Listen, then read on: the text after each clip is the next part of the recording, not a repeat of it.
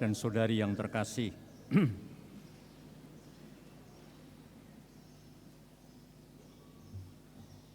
kita sering menjumpai orang-orang yang membutuhkan bantuan dan pertolongan.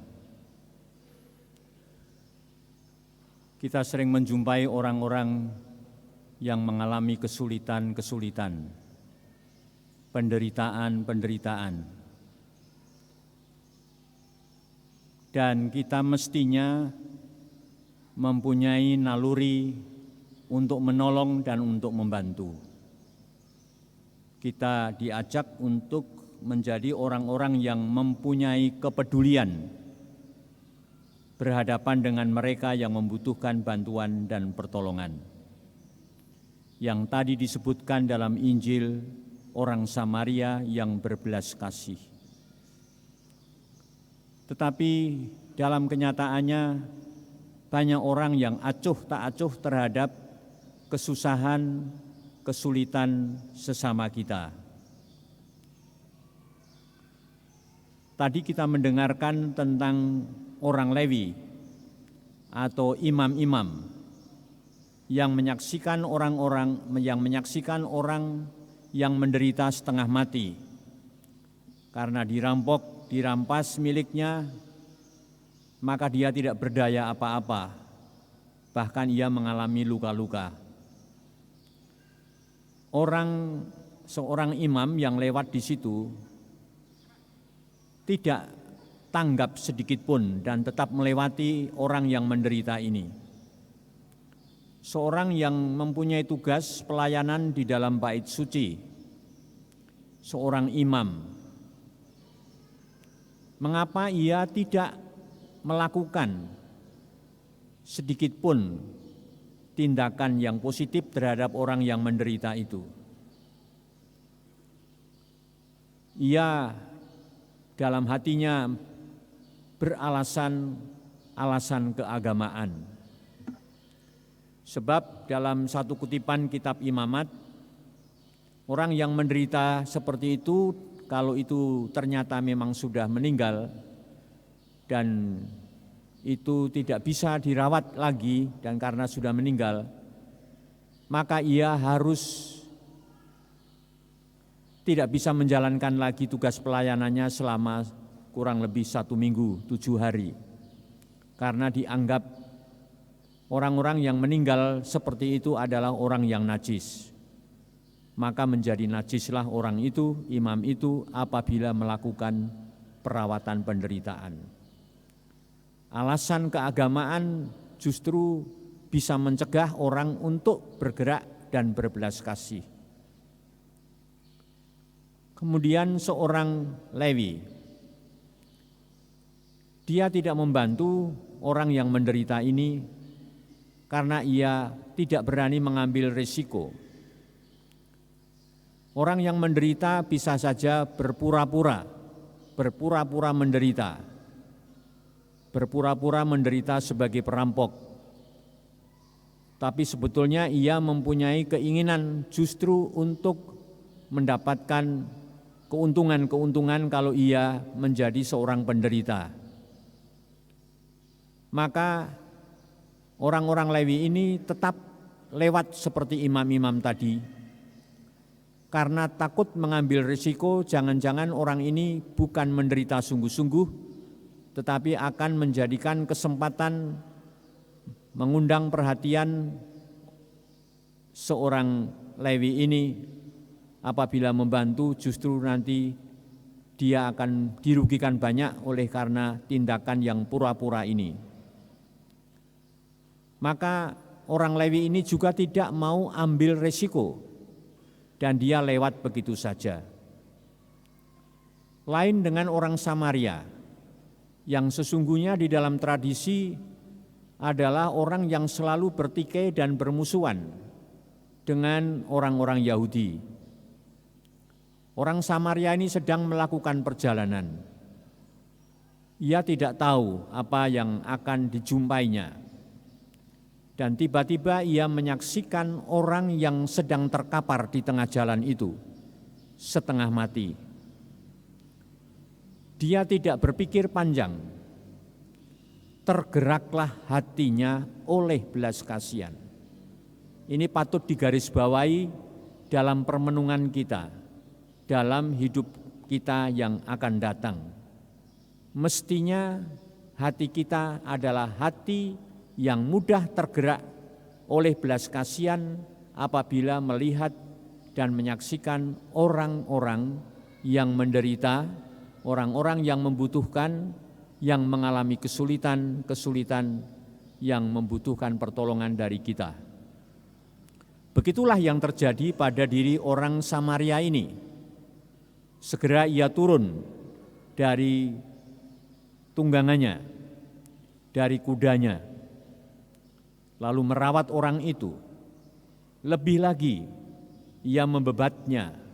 Lebih lagi, ia membawa orang itu menuju ke rumah sakit. Ia mempersilahkan sang penderita ini naik kudanya. Dan kemudian orang itu menuntunnya dan membawa orang ini ke rumah sakit. Lebih dari itu, ia masih memberikan sejumlah uang untuk pembiayaan pengobatan dari orang ini. Dan berpesan kalau masih kurang, kasih tahu saja sama saya. Luar biasa.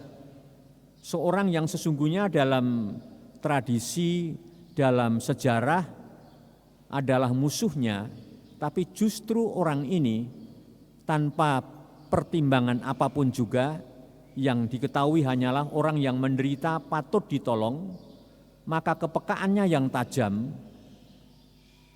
menggerakkan hati orang itu untuk segera membantunya.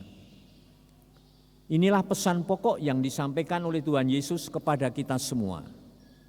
Kita mesti menjadi orang yang mempunyai kepedulian, orang yang cepat tanggap terhadap berbagai macam penderitaan yang ditimpa, yang dialami oleh banyak saudara. Dari pengalaman-pengalaman ini tidak mudah. Ini sulit. Ini membutuhkan sebuah perjuangan untuk mengalahkan diri sendiri. Kita sering menemui orang yang mungkin malahan sering dirasa mengganggu kita. Orang yang selalu mengetuk pintu rumah kita dan mengatakan saya lapar, mengatakan saya tidak punya apa-apa, sudah sejak tadi pagi tidak makan. Saya menemani istri saya ada di poliklinik, tetapi sampai sekarang saya belum makan. Yang sama, orang yang sama hari berikutnya lagi datang. Hari berikutnya lagi datang. Siapapun orang yang menerima saudara kita yang seperti ini akan menjadi kesal. Dan barangkali akan memberikan uang itu tetapi sambil dengan kata-kata yang menyertai yang tidak mengenakkan. Kita kesal, kita ngomel-ngomel, kita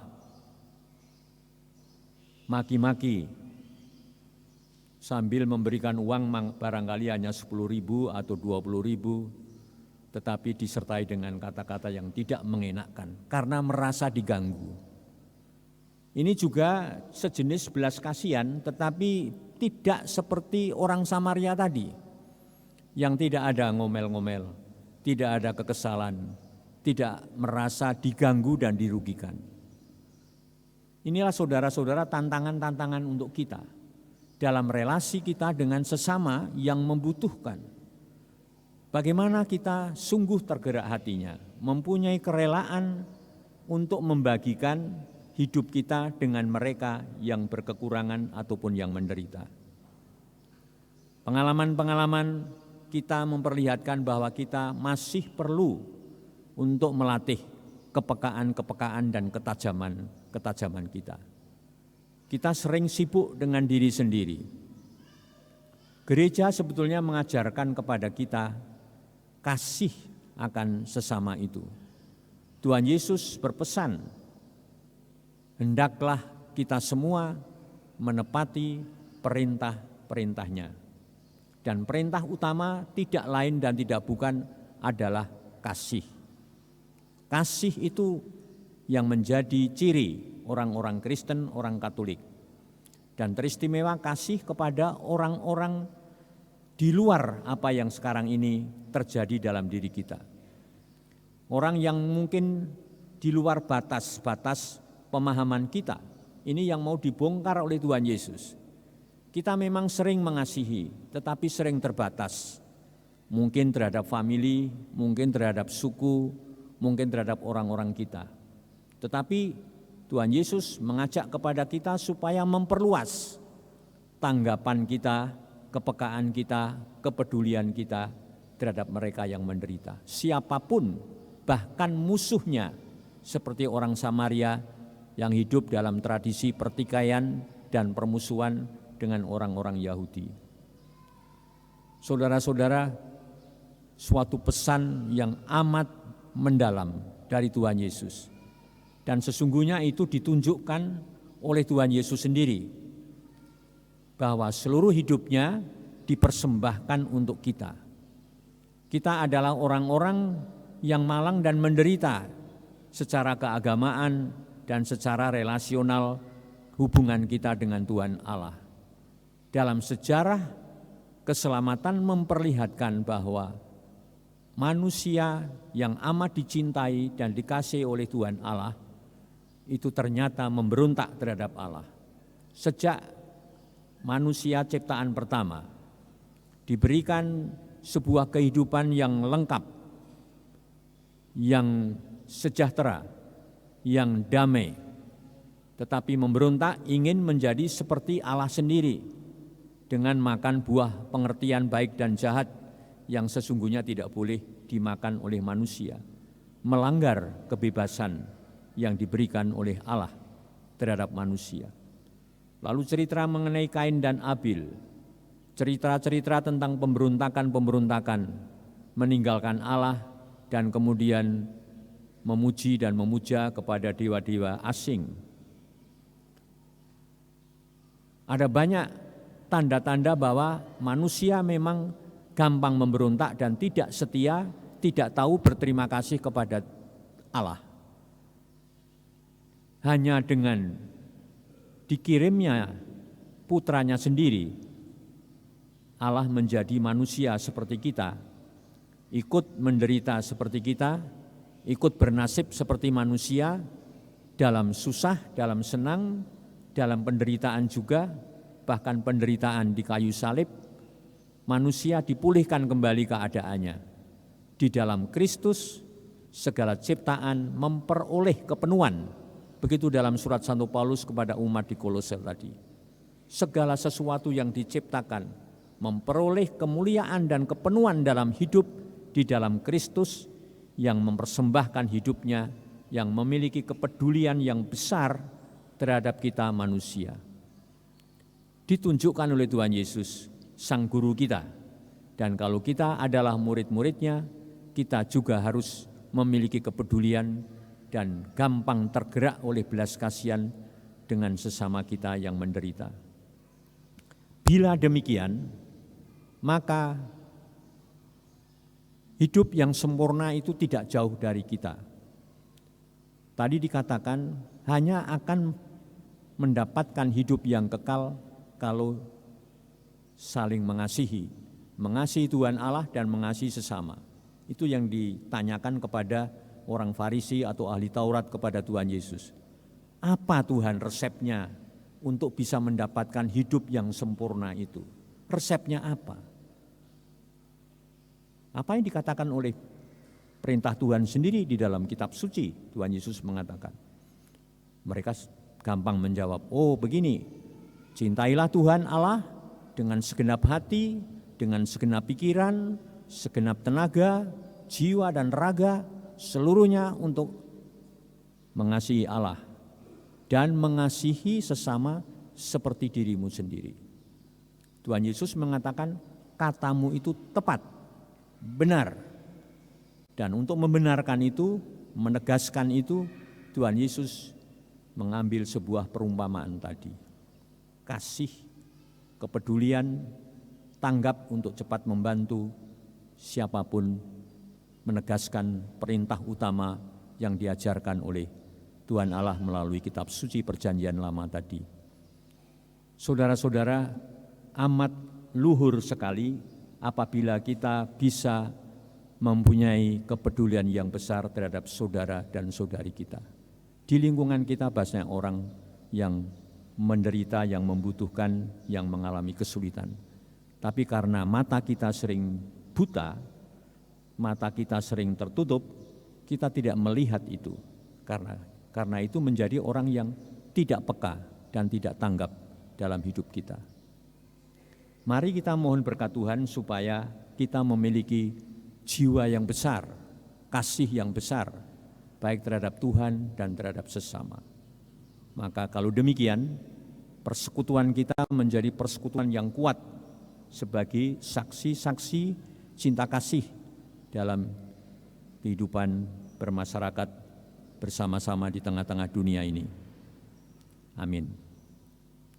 Demi nama Bapa dan Putra dan Roh Kudus. Amin.